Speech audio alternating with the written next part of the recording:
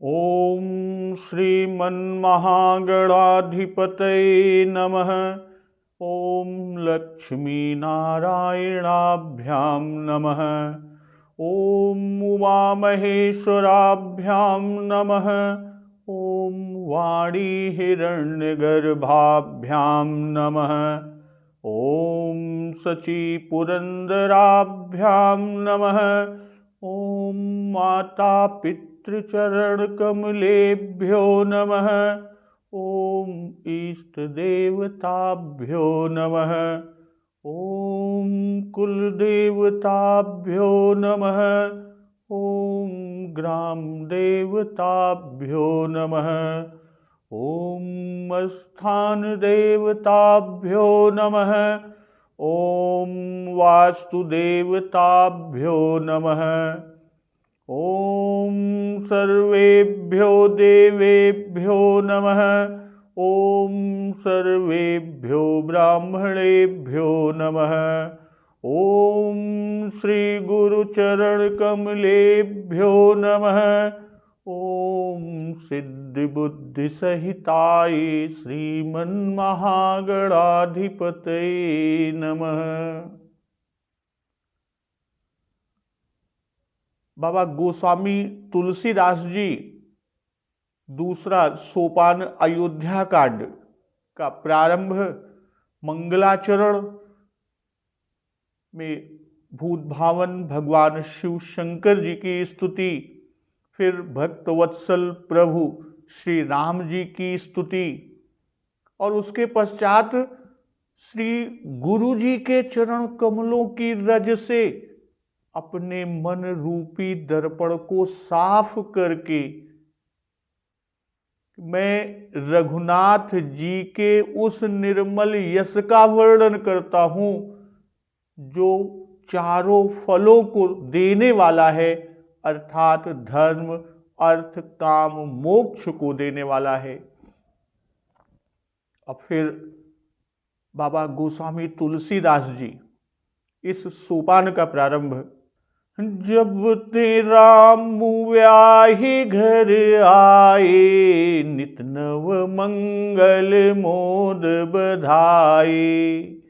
भुवन चारि दस भूधर भारी, सुकृत मेघ बरसहि सुख बारी। जब से भक्तवत्सल कृपालु प्रभु श्री रामचंद्र जी विवाह करके घर आए, तब से अयोध्या में नित्य नए मंगल हो रहे हैं और आनंद के बधावे बज रहे हैं। 14 लोक रूपी जो बड़े भारी पर्वत है, उन पर्वतों पर पुण्य रूपी मेघ सुख रूपी जल की बारिश कर रहे हैं और उस बारिश से रिद्धि सिद्धि संपत्ति नदी सुहाई। उमगी अवध अम्बुधि कहूँ आई।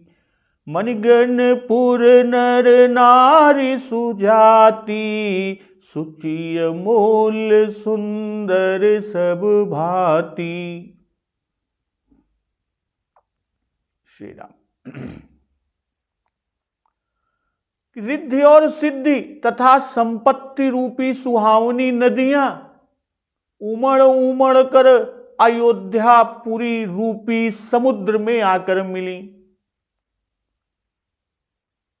और नगर के स्त्री पुरुष, भाई अयोध्यापुरी समुद्र और अयोध्यापुरी के नर नारी स्त्री पुरुष अच्छी जाति के मणियों के समूह हैं, जो सभी प्रकार से पवित्र है, अमूल्य है, यानी उनका कोई मूल्य ही नहीं और सुंदर है। मूल्य कोई लगा ही नहीं सकता। इस तरह नगर का ऐश्वर्य कि कहीं न जाई कछु नगर विभूति, जनु इतनी बिरंची कर तूती। सब विधि सब पुर लोग सुखारी, रामचंद्र मुख चंदु निहारी। तो नगर का तो ऐश्वर्य कुछ कहा ही नहीं जाता, और ऐसा जान पड़ता है कि मानो ब्रह्मा जी की कारीगरी बस इतनी ही है, और सब नगर निवासी प्रभु श्री रामचंद्र जी के मुख चंद्र को देखकर सभी प्रकार से सुखी हैं। और माताएं तथा उनकी सखी सहेलियां मुदित मातु सब सखी सहेली, फलित बिलो की मनोरथ बेली। राम रूप गुणशील सुभाऊ, प्रमुदित होई देखी सुनि राऊ। और सब माताएं और उनकी सखी सहेलियां अपनी मनोरथ रूपी बेल को फली हुई देखकर आनंदित हैं। और प्रभु श्री रामचंद्र जी के रूप गुणशील और स्वभाव को देखकर, उसके बारे में सुनकर राजा दशरथ जी बहुत आनंदित होते हैं। इस तरह सबके उर अभिलाषुअस, कहीं मनाई महेश। आप अछत जुबराज पद, राम ही देहु नरेशु। सबके हृदय में, यानी सभी नगरवासियों के हृदय में ऐसी अभिलाषा है, और सभी भूत भावन महादेव जी को मनाकर प्रार्थना करके उनसे कहते हैं कि आप अछत जुबराज पद, राम ही देहु नरेश। कि राजा अपने जीते जी श्री रामचंद्र जी को युवराज पद दे दे। तो आज के प्रसंग में कि एक समय सब सहित समाजा, राजसभा रघुराजु बिराजा। सकल सुकृत मूर्ति नर नाहु, राम सुजसु सुनि अति उछाहु।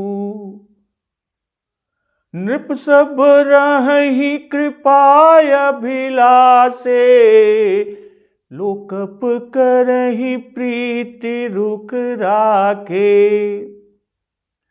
त्रिभुवन तीन काल जग माही, भूरि भाग दशरथ सम नाहि। श्री राम। मंगल मूल राम सुत जासु, जो कछु कहिए थोर सबुतासु। राय सुभाय मुकुरु कर लीना, बदनु बिलो के मुकुट सम कीना। श्रवण समीप भय सित केसा, मनहु जरठ पनु अस उपदेसा। नृप जुबराजु राम कहूँ देहु, जीवन जन्म लाहु किन लेहु। यह विचारूर आनि नृप, सुदिन सुअवसर पाई। प्रेम पुलकितन मुदित मन, गुरहि सुनायऊ जाई। तो आज इसी प्रसंग पर हम लोग बाबा गोस्वामी तुलसीदास जी के भाव को, उनके मन के, उनके हृदय के अंदर के भाव को हम लोग छूने का और उसके रस का अमृत श्रवण पान करेंगे। तो सबके उर अभिलाषुअस, कहीं मनाई महेश। अपयछत जुबराज पद, राम ही देऊ नरेशु। तो सबके उर अभिलाषु। राजा जी ने वशिष्ठ जी से कहा कि सब ही राम प्रिय जहि विधि मोई। अभी आगे तीसरे दोहे में मिलेगा। और इसी से कि जैसे राजा को अभिलाषा है उसी प्रकार से ही सबके हृदय में यह अभिलाषा है, किंतु सब हृदय में रखे हैं, प्रकट कह नहीं सकते, क्योंकि यह प्रकट कहने योग्य नहीं है, यह विरुद्ध है। क्योंकि राजा प्रतिज्ञा पत्र लिख चुके हैं जिसके अनुसार भरत जी को युवराज होना चाहिए। भाई देखिए, यहां पर वो हृदय में रखे हुए प्रत्यक्ष क्यों नहीं कहते? तो राजा से प्रत्यक्ष क्यों नहीं कह रहे हैं? तो इसके कई कारण। इसका पहला कारण कि प्रजा डरती है कि हमारे कहने से राजा कहीं यह न समझे कि प्रजा हमसे दुखी है, और इसी से दूसरे को राजा बनाना चाहती है। वाल्मीकि रामायण के अनुसार कि कथम नुमीय धर्मेण पृथ्वी मनुशासति, भवन्तो द्रष्टुमिच्छन्ति युवराजं महाबलम। अर्थात मैं तो धर्म पूर्वक पृथ्वी का पालन कर ही रहा हूं, फिर महाबलवान एक युवराज देखने की इच्छा आप लोग क्यों करते हैं? तो यह संदेह होना निर्मूल नहीं जान पड़ता। यद्यपि यह वचन राजा ने अनजान से बनकर उन लोगों का अभिप्राय जानने के लिए कहे थे। इति तद्वचनम श्रुत्वा राजा तेषां मनः प्रियम अजानिन्य जिज्ञासुरिदम वचनम ब्रवीत, वाल्मीकि रामायण में। और दूसरा कारण सत्योपाख्यान और गर्ग संहिता के आधार पर कहा जाता है कि श्री दशरथ जी कैकेयी राज से प्रतिज्ञाबद्ध हो चुके थे कि कैकेयी का पुत्र हमारे राज्य का अधिकारी होगा। प्रजा डरती है कि हमारे कहने से राजा हमको इस प्रतिज्ञा, इस इकरार के प्रतिकूल और भरत के विरोधी जानकर अधर्मी समझेंगे। तो सत्योपाख्यान के अनुसार यह प्रतिज्ञाबद्ध होना ठीक है, परंतु मानस, श्री रामचरितमानस ग्रंथ से इस बात का कोई पता नहीं। भाई कैकेयी उस इकरार पत्र का कहीं नाम भी नहीं लेती और न मंथरा ही उसका आश्रय लेती है। और आश्रय लीति किसकी है? थाती रूप में जो दो वरदानों पर, तो उन्हीं दो वरदानों पर ही वो अपना बल जताती हैं। और कैकेयी जी स्वयं श्री राम जी को युवराज बनाने को कई बार महाराज से कह चुकी हैं, और दूसरे प्रतिज्ञा पत्र का हाल प्रजा को मालूम नहीं था।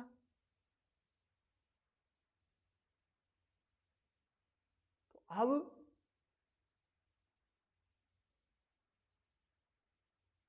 सबसे बड़ी चीज ये है कि राजा स्वयं प्रसन्न होकर श्री राम जी को युवराज कर दे, यही इच्छा है।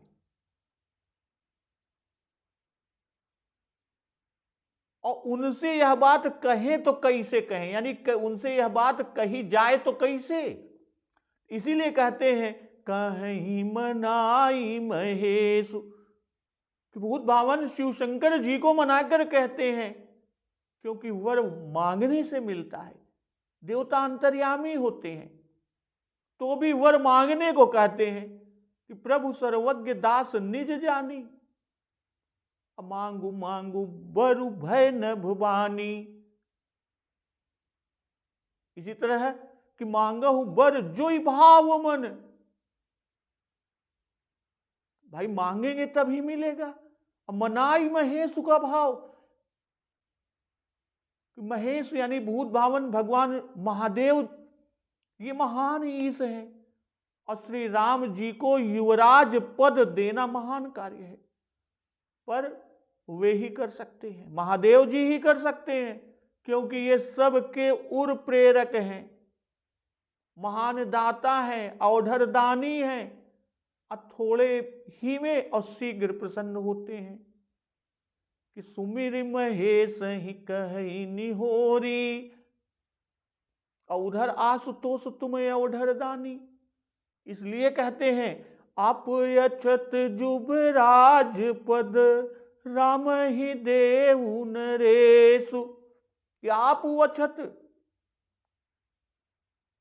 सब चाहते हैं कि प्रभु श्री राम जी को युवराज पद मिले, क्योंकि ये सबको प्राण प्रिय हैं। प्राण हुते प्रिय लागत सब कहूँ राम कृपाल। और दूसरे इससे कि कुल की रीति भी है कि जेठ स्वामी सेवक लघु भाई, यह दिन कर कर कुल रीति सुहाई। और तीसरे कि सबको विश्वास है कि इनके राजा होने से हम सबका कल्याण होगा, इसलिए चाहते हैं कि ये युवराज हो। पूर्ववासियों ने श्री राम जी के गुणों का वर्णन करके यह बात राजा से कही कि लोकहित में लगे हुए देव देव विष्णु के तुल्य अपने पुत्र श्री राम जी का, जिनके गुण उदार हैं, और हम सबों के कल्याण के लिए राज्याभिषेक शीघ्र कर दीजिए। भाई लोक में उनके समान दूसरा सत्पुरुष कोई नहीं है। वे श्री राम जी के गुणों पर इतने मुग्ध हैं कि वे राजा के जीते जी इनको युवराज देखना चाहते हैं।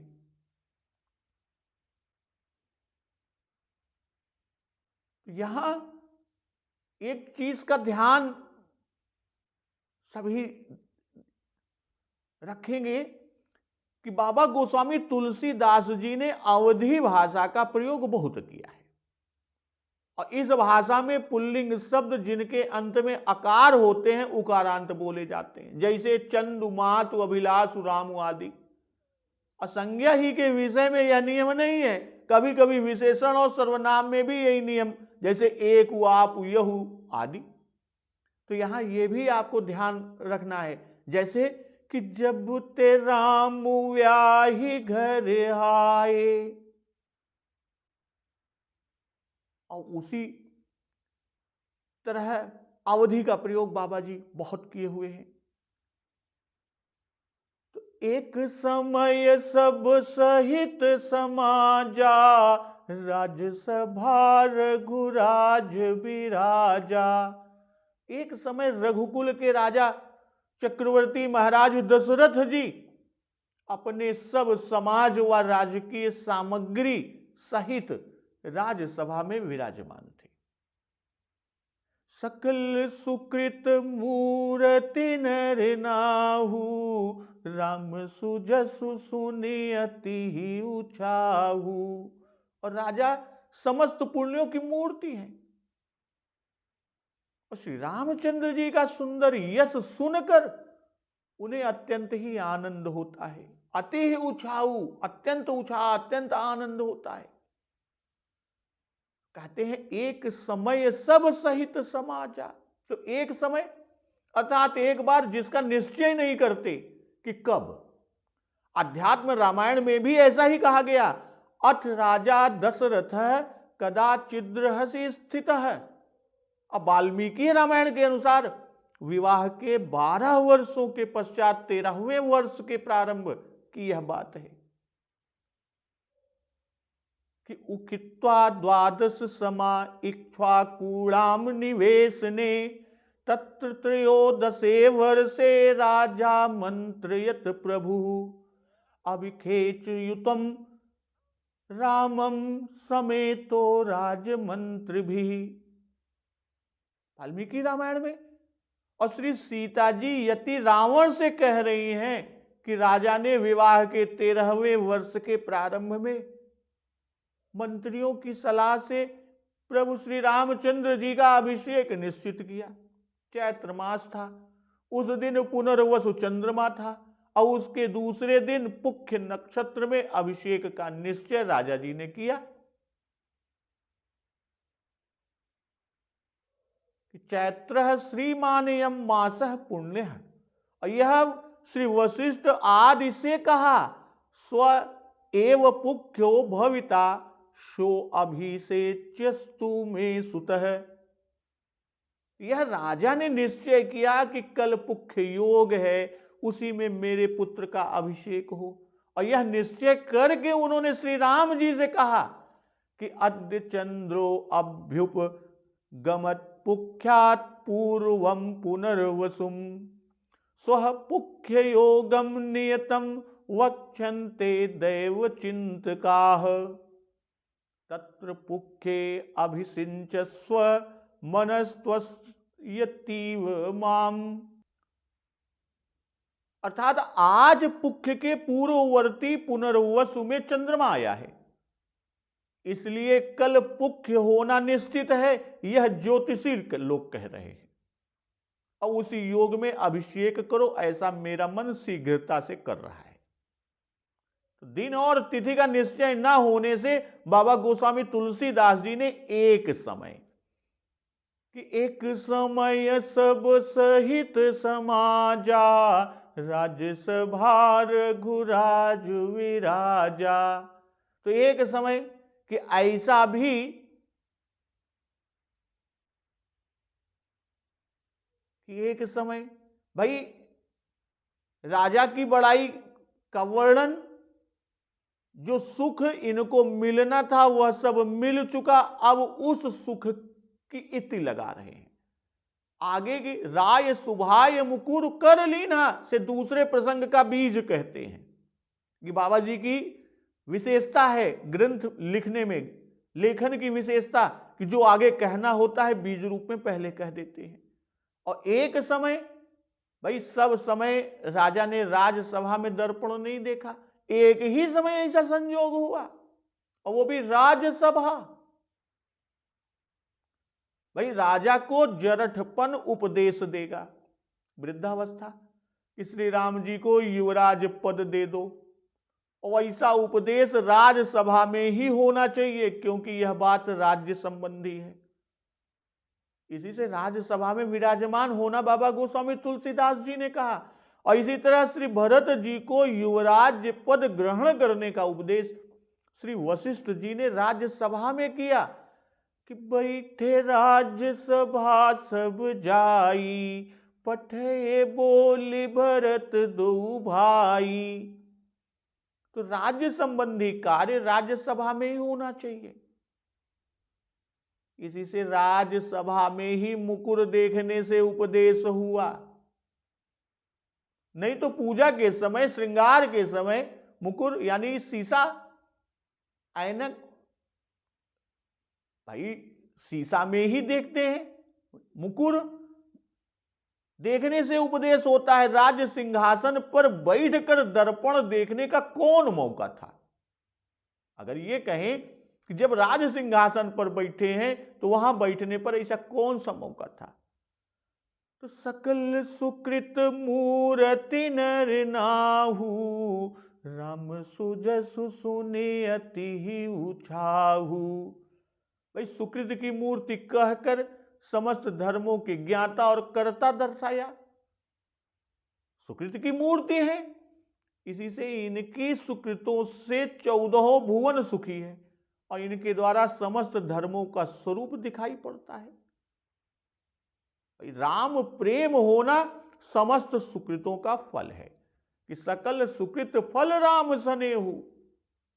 और यदि कोई सब धर्म कर्म करे पर उसमें राम प्रेम ना हो तो वे सब धर्म कर्म व्यर्थ हैं। और यहां कहते हैं कि सकल सुकृत मूर्ति नर नाहु। तो नर नाहु कहकर राज धर्म की भी मूर्ति को बाबा जी ने बताया। राम सुजसु सुने अति ही उछाहू। श्री राम सुयस श्रवण करना यह दूसरी भक्ति है जिसे श्रवण भक्ति कहते हैं। भाई जब धर्म समूह किए जाते हैं तब भक्ति मिलती है, कि जब जोग धर्म समूह ते नर भगति अनुपम पावई, इसलिए पहले सकल सुकृत की मूर्ति होना कहकर तब राम सुयस कहना बाबा जी ने कहा। तो सुकृति मूर्ति से धर्मात्मा और राम सुयस सुन से राम प्रेमी बताया। पहले धर्मात्मा कहकर तब राम जी में प्रेम कहा, क्योंकि श्री राम प्रेम बिना धर्म की शोभा नहीं। कि सो सब धर्म करम जरि जाऊ, जहन राम पद पंकज भाऊ। और सुकृति करने में उत्साह है और राम सुयस श्रवण में अति उत्साह है।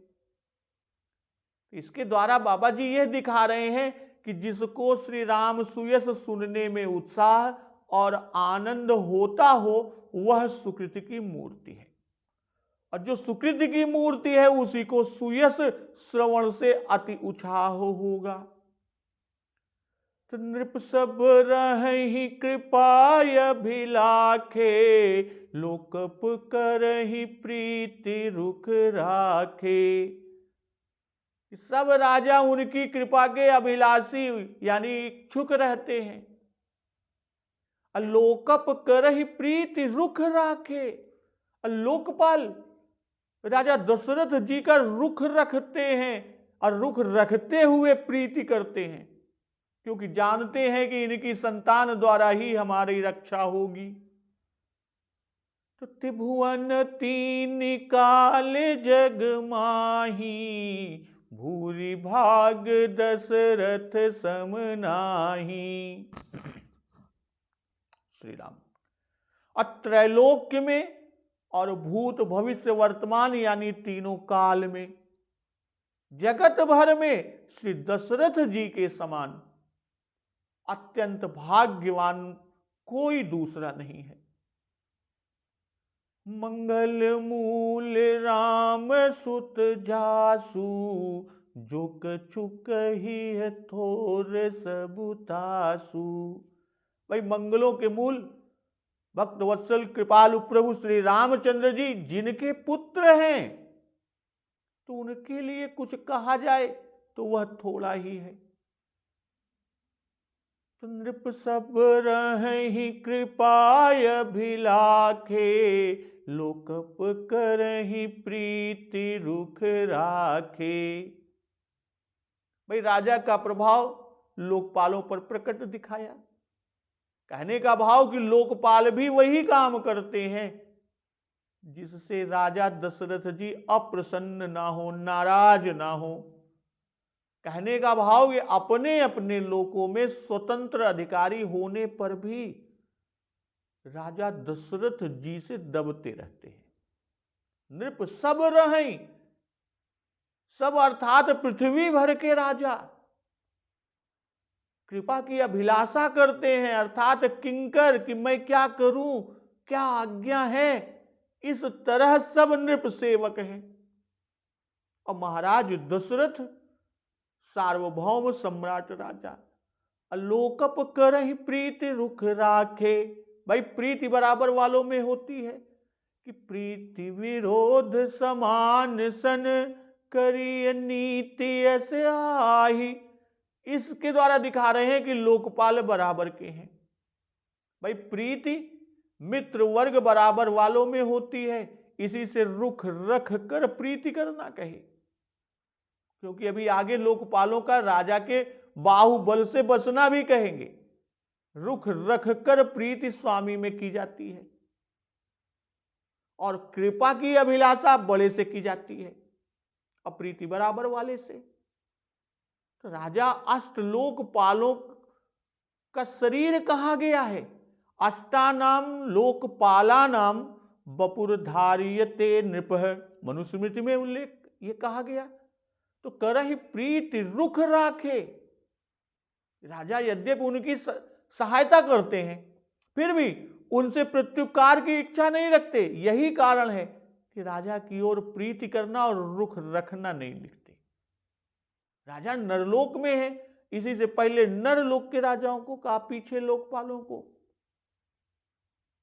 कि नृप सब रहें और उसके बाद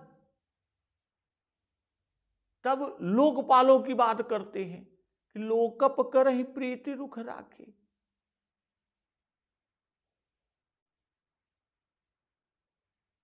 नृप सब से मर्त्य लोक के, लोकप से स्वर्ग लोक के समस्त राजाओं और अधिकारियों को बाबा जी ने बताया।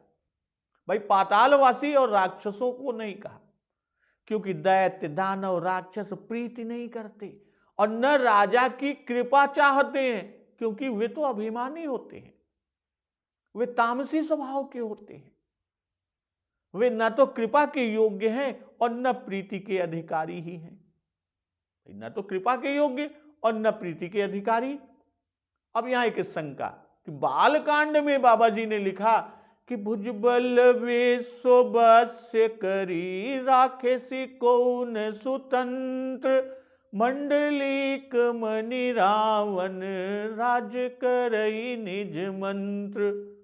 और फिर यहां राजा दशरथ से राजाओं और लोकपालों का यह बर्ताव कैसा, जबकि ब्रह्म सृष्टि जह लगी तनुधारी, 10 मुख बस बर तीन नर नारी।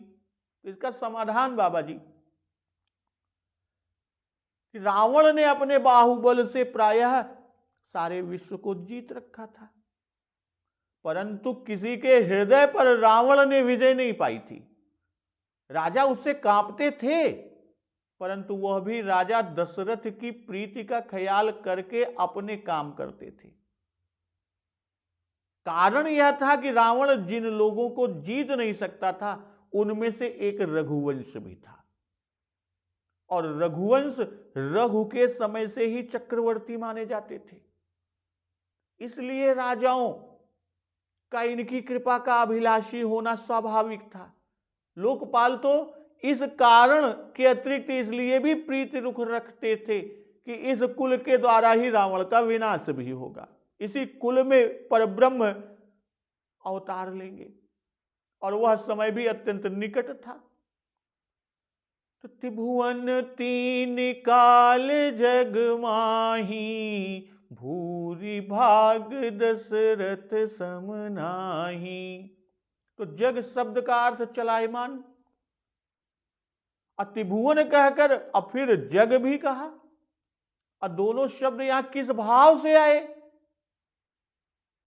जैसा कहा कि जग शब्द का अर्थ है चलायमान, बाबा गोस्वामी तुलसीदास जी यहां यह भाव प्रकट कर रहे हैं कि त्रिभुवन जो नाशवान है, उनमें जो व्यक्ति राजा दशरथ के समान कोई भाग्यवान नहीं है। यदि कोई अस्थाई भुवन हो तो उसकी बात हम नहीं कह सकते, क्योंकि बाबा गोस्वामी दास जी कह रहे हैं कि हमारी पहुंच जहां तक है वहीं तक की हम कह सकते हैं।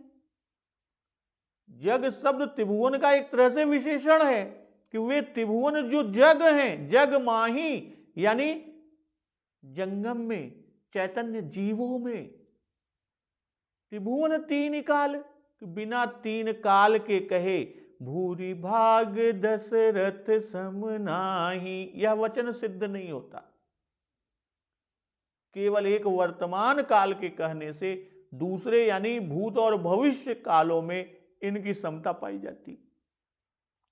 तीनों कालों में, तीनों लोकों में इनका भाग्य अधिक उत्कृष्ट होने से भूरि भाग कहा। त्रिभुवन तीन काल जग माही, भूरि भाग दशरथ सम नाहि। भाई जिन चक्रवर्ती महाराज के सब राजा सेवक हैं और जिनका दिक्पाल रुख रखते हैं, तो उनके यहां चतुर्व्यूह अवतार हुआ, और उनके समान स्वार्थ और परमार्थ से पूर्ण भाग्यवान कौन हो सकता है? आखिर और कौन हो सकता है भाई? त्रिभुवन कहकर बाबा जी यह दिखा रहे हैं कि देवताओं, मनुष्यों, असुरों में कहीं भी ऐसा भाग्यवान कोई नहीं, और जितने चक्रवर्ती हुए और होंगे उनके यहां भगवान का अवतार नहीं हुआ और न होगा, और जिनके यहां अवतार हुआ भी वे चक्रवर्ती न थे। और राजा दशरथ में दोनों बातें, ये चक्रवर्ती भी हैं और इनके यहाँ ब्रह्म का अवतार भी हुआ। तो जग माही त्रिभुवन कहकर जगत को अलग कहते हैं।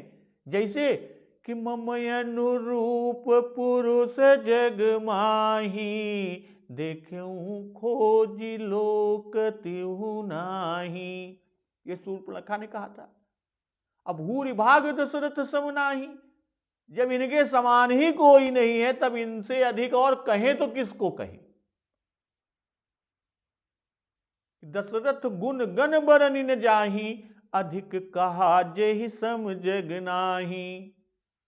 और कहते हैं कि नृप सब रहे कृपा अभिलाखे, कि पृथ्वी के सब नृप वशवर्ती हैं। यह पहले कहे आलोक पुकर ही प्रीति रुक राखे, अर्थात लोकपाल भी अधीन है। यह फल पहले से उत्कृष्ट है। अर्थात वर्तमान काल के नृपालों और लोकपालों की कौन कहे। तीनों कालों के नृप और सुरपतियों में किसी का भी भाग्य ऐसा नहीं जैसा कि दशरथ जी का। अब क्यों है कि मंगल मूल राम सुत जासु, जो कछु कही थोर सब तासु। भाई श्री राम जी समस्त मंगलों के मूल हैं, और जब वे स्वयं आकर पुत्र हुए तब समस्त मंगल स्वयं ही आकर प्राप्त हो गए। मंगल सगुन सुगम सब ताके, सगुन ब्रह्म सुंदर सुत जाके। राजा सुकृतों की मूर्ति है और श्री राम जी मंगल के मूल हैं। भाई सुकृत से मंगल होते हैं, इसी से दशरथ जी से श्री राम जी हुए। दशरथ सुकृत राम धर देहि। बालकांड में श्री राम जी को मंगल भवन कहा था कि मंगल भवन मंगल हारी, द्रवहु सो दशरथ अजिर बिहारी। और यहां मंगल मूल कह रहे हैं। तो कहने का जो तात्पर्य कि श्री राम जी मंगल के निवास स्थान है और मंगल की उत्पत्ति भी करते हैं। तो दोनों गुण, भाई मंगल मूल अर्थात मंगलों के कारण है, और दूसरे भी इनके द्वारा मंगल भवन हो जाते हैं। भाई मंगल मूल कहकर श्री राम जी को ब्रह्म का अवतार दिखाया कि जो कछु कही थोर सब तासु। राजा को सुकृतों की मूर्ति कहकर और फिर जो उनके फल कहते हुए अंत में कहे कि त्रिकाल में तीनों लोकों में उनके समान भाग्यवान कोई नहीं। यह अत्यंत बड़ाई है। और यह कहकर जब श्री राम जी का इनके पुत्र होना कहा, दशरथ जी के पुत्र होना कहा, तब सिवाय इसके और क्या कहा जा सकता है। इससे हद है, यह बड़ाई की अंतिम सीमा है। जो कुछ भी बड़ाई कहा जाए वह सब थोड़ी ही है, कुछ नहीं के बराबर ही होगी। भाई त्रिलोकी के पदार्थ श्री राम जी से थोड़े लघु तुच्छ हैं, और जो कुछ कहा जाएगा वह त्रिलोकी में ही कहा जाएगा। तो जो कुछ भी कहा जाए सब थोड़ा होगा। भक्तवत्सल कृपालु प्रभु श्री राम जी दशरथ जी के पुत्र हुए, इससे इनकी बड़ाई कोई नहीं कर सकता। कि कहो तात कही भांति को करी बड़ाई तास, राम लखन तुम शत्रुहन सरिस सुहन सुच जासु। भाई ब्रह्म एक इन्हीं के प्रेम वश होकर इनका पुत्र हुआ। इतना ही नहीं, दशरथ जी को वात्सल्य सुख भी दिया जो किसी अन्य अवतार में किसी को नसीब नहीं हुआ। तो ऐसा भाग्य किसका हुआ। जासु स्नेह सकोच बस, राम प्रकट भय आय, जेहर ही नयन निकबहु, निरखे नहीं अघाई। इस पर फिर कहते हैं कि राय सुभाय मुकुर कर लीन्हा, बदनु बिलो की मुकुट सम कीन्हा। राजा ने सहज ही हाथ में शीशा ले लिया और उसमें अपना मुख देखकर मुकुट को सीधा किया। और जब मुकुट सीधा कर रहे थे तो श्रवण समीप भय सित केसा, मनहु जरठ पनुअस उपदेसा। और देखा कि कानों के पास बाल सफेद हो गए, मानो बुढ़ापा यह उपदेश कर रहा है। क्या कर रहा है कि नृपजुब राजु राम कहूँ देहु, जीवन जन्म लाहु किन लेहु। कि हे राजन, श्री राम जी को युवराज पद दे दीजिए, वो अपने जीवन और जन्म का लाभ क्यों नहीं ले लेते। तो राय सुभाय मुकुर कर लीन्हा, बदनु बिलो की मुकुट सम कीन्हा। कि स्वभाव से ही मुकुर हाथ में लिया और स्वभाव से ही वदन का अवलोकन किया। भाई नहीं तो यदि दर्पण देखने की इच्छा रही होती तो सेवक दिखाते। तो यहां इसका संबंध कि एक समय सब सहित समाजा, राज्यसभा रघुराज बिराजा, वहां से है। अब बीच में राजा दशरथ जी के ऐश्वर्य का बाबा जी वर्णन करने लगे थे। अब फिर वहीं से प्रसंग को आगे लेके चलते हैं कि बिना अपनी ओर निगाह किए उपदेशक उपदेश नहीं देता। तो राजा ने अपना रुख देखा तब उपदेश हुआ कि सुभाए अर्थात बिना किसी ख्याल प्रेरणा के, ऐसे स्वभावतः ही जैसे शीशा सामने पड़ा या रखा होने पर मनुष्य स्वभावतः ही उसे उठाकर देखने लगता है। या ऐसा भी हो सकता है कि किसी ने दर्पण आगे लाकर रख दिया हो।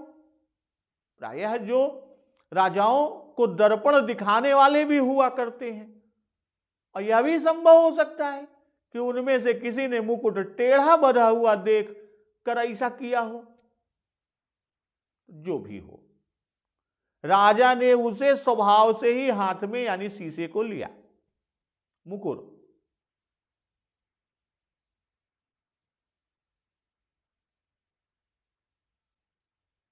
और उन्होंने कुछ जानबूझकर श्वेत केस देखने के लिए शीशा नहीं लिया था।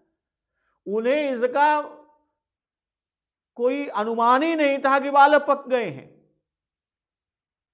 राजसभा में दर्पण लेकर भाई मुख देखने का कोई प्रयोजन तो है नहीं। यह समय तो राजसभा के कार्य का है। इससे यह पता चलता है कि केवल प्रभु की इच्छा से यह हुआ कि श्रवण समीप भय सित केसा, मनहु जरठ पनुअस उपदेसा। भाई श्रवण कान के समीप के केस श्वेत हुए अर्थात और सब केस श्याम हैं। अब भाग्यवान पुरुषों को स्वाभाविक ही उपदेश होता है। और उधर जो दुष्कृति पापी अभागी हैं तो उनको तो समझाने से भी ज्ञान नहीं होता। और यहां कह क्या रहे हैं कि मनहु जरठ पनुअस उपदेसा। मनहु का भाव कि जरठ पन ने उपदेश नहीं किया। भाई श्वेत केस देखकर राजा ने स्वयं ही विचार किया कि श्री राम जी को हम युवराज पद दें। श्वेत केस देखने पर उनको यह ज्ञान हुआ हम वृद्ध हो गए। इसी से कहा कि मानो जरठ पन ने उपदेश किया। अब पूर्ववासी जो है नगर के नर नारी शिव जी को मनाते थे। सबके उर अभिलाषुअस कहीं मनाई महेशु। भूत भावन भगवान शिव शंकर महादेव जी को मनाते हैं। इसी से भूत भावन भगवान शिव जी ने प्रेरणा किया और जरठपन ने उपदेश किया। भाई वृद्ध को वृद्धि उपदेश करते हैं। जैसे जब रावण माता सीता जी का हरण करके जा रहा था और जटायु ने देखा तो जटायु ने रावण को ललकारा कि रे रे दुष्ट ठाड़ किन होई, निर्भय चलिस न जाने ही मोही। आवत देख कृतांत समाना, फिर दस कंधर कर अनुमाना।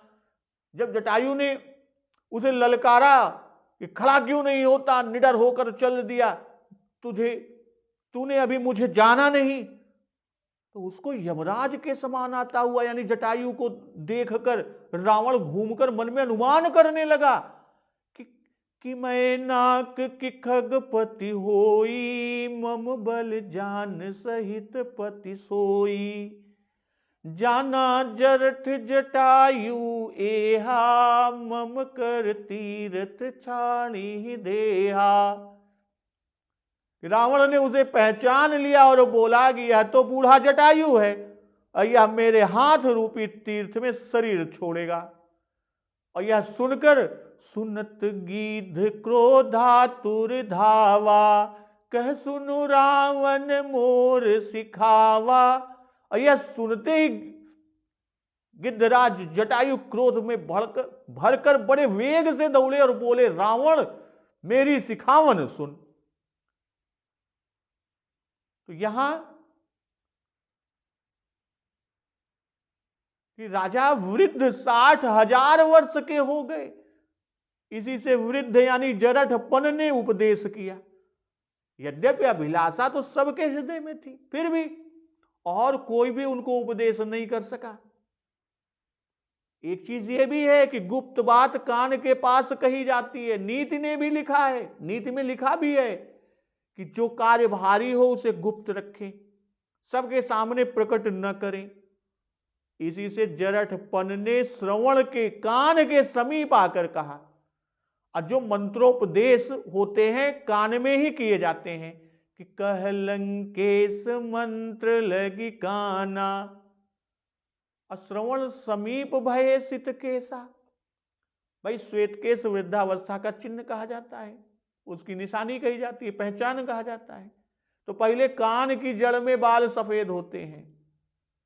कृतांतस्य दूती जरा कर्ण मूले, समागत्य वक्तीति लोकाः शृणुध्वम।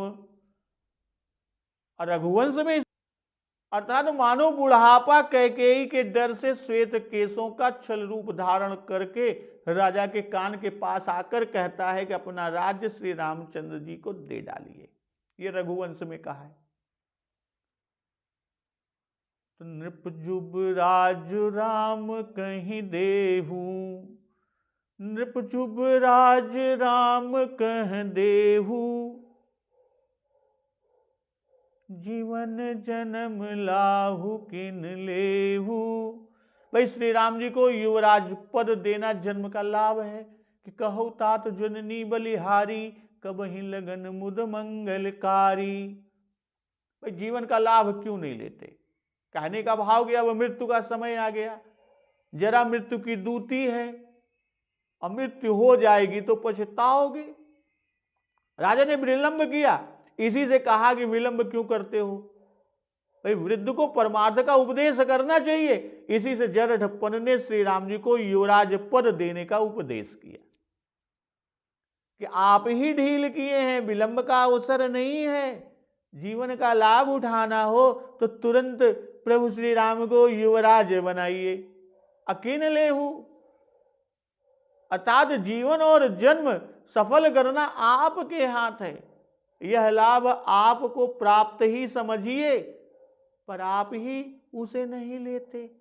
और जब यह विचार आया तब दर्पण देखना बंद कर दिया। यह विचारूर आनि नृप, सुदिन सुअवसर उपाय, प्रेम पुलकित मुदित मन, गुरहि सुनाए उजाई। यह विचार मन में निश्चित करके राजा दशरथ जी ने अच्छा दिन अच्छा मौका पाकर अपुलकित शरीर हो और प्रसन्न मन से गुरु वशिष्ठ जी के पास जाकर उनको सुनाते हैं। भाई जरठपन ने गुप्त उपदेश किया और उसे राजा ही ने जाना और किसी ने नहीं। इसी से राजा ने भी गुप्त रखा। विचार को अभी सभा में नहीं प्रकट किया। यह एक उपदेश भी है कि विचार सहसा प्रकट नहीं करना चाहिए, हृदय में रखना चाहिए। विचार उरयानी, तो ऐसा ही पूर्ववासियों के संबंध में पहले कहा कि सबके उर अभिलाष वश, तो यह विचार अर्थात हम वृद्ध हुए, श्री राम जी को युवराज पद देकर जीवन और जन्म का लाभ क्यों न ले। इस विचार को जरठपन के उपदेश को कि सुदिन सुअवसर पाई, भाई राजा की गंभीरता सहसा जाकर नहीं कहा। जब राज्याभिषेक के लिए उत्तम दिन और मुहूर्त मिल गया और जब ये सुअवसर देखा तब गुरु जी के पास गए। सुअवसर कि गुरु जी के पास समय है, खाली समय है, एकांत है, गुरु जी प्रसन्न मुद्रा में है, प्रसन्न बैठे हुए हैं, और अच्छे मौके से बात न कहने से बात व्यर्थ भी हो जाती है। भाई शुभ घड़ी सुंदर अवसर में कार्य करने से उसकी सिद्धि की संभावना रहती है। और दूसरे, पहले से ही सुदिन शुभ मुहूर्त सुधवा लिया था राजा जी ने, जिससे गुरु जी को यह कहने का मौका ना मिले अभी अच्छे दिन नहीं है। इसमें दोनों भाव मिल जाते हैं, सुअवसर कार्य सिद्धि के लिए, गुरु जी के पास जाने के लिए, और सुदिन अभिषेक के लिए। तो वाल्मीकि रामायण में राजा का पहले से ही शुभ मुहूर्त निश्चय कर लेना स्पष्ट है। चैत्र श्रीमानयम मास है, अप्रेम पुलकितनु मुदित मन कुरेह सुनाय जाई। भाई बात अच्छी हृदय में आई, दिन अच्छा मिला, अवसर भी उत्तम मिला, उत्तम अवसर प्राप्त हो गया। इसी से प्रेम के मारे तन पुलकित हो गया और मन में प्रसन्नता हुई और गुरु जी से जा सुनाया। अब यहां पर एक ध्यान रखने वाली बात कि प्रत्येक मंगल कार्य के आरंभ में बाबा गोस्वामी तुलसीदास जी कार्यारंभ करने वाले के मन की वृत्ति हर्ष और उत्साह से भरी हुई दिखलाई है। जहां कहीं कार्यारंभ बाबा जी ने दिखाया वहां वहां हर्ष हर्षे मुदित पुलक इन शब्दों का बराबर प्रयोग किया। और राजा जी क्या कहते हैं, किस तरह कहते हैं, गुरु जी का क्या प्रत्युत्तर होता है या गुरु जी के क्या भाव निकलते हैं, इस प्रसंग का श्रवण रसपान हम लोग अगले दिवस की कथा में करेंगे। तो एक बार जोर से बोलिए, सियावर रामचंद्र की जय, पवन सुत हनुमान की जय, जगत जननी मां जगदम्बा की जय, गुरुदेव भगवान की जय, उमापति महादेव की जय। जय श्री राम।